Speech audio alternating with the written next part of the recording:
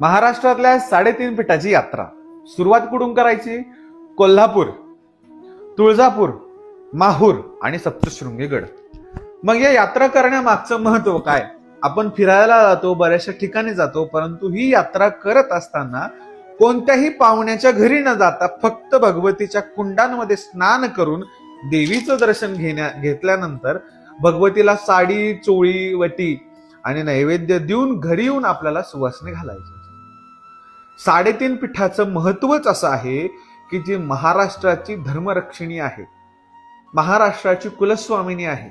त्या सर्व रूपात वास करणारी माता भगवतीची सेवा आमच्याकडून करावी आणि माता भगवतीने प्रत्येक येणाऱ्या संकटाला अष्टभुजा धारण करून त्यागावं. आतापर्यंत ज्या ज्या व्यक्तींनी सलग एक सकट 3.5 पीठाची यात्रा केलेली आहे ना मित्रांनो, त्यांच्या घराचं पूर्ण रूपांतर एक सुंदर अशा महालामध्ये किंवा छान त्यांचं सर्व काही सेट झालेलं मी माझ्या डोळ्यांनी पाहिलंय. म्हणून 3.5 पीठाची यात्रा पूर्ण मनापासून आणि देहाने करा. माता भगवती स्वयं आपल्यावरती आशीष करण्यासाठी उपस्थित असते. ओम काली जय भवानी.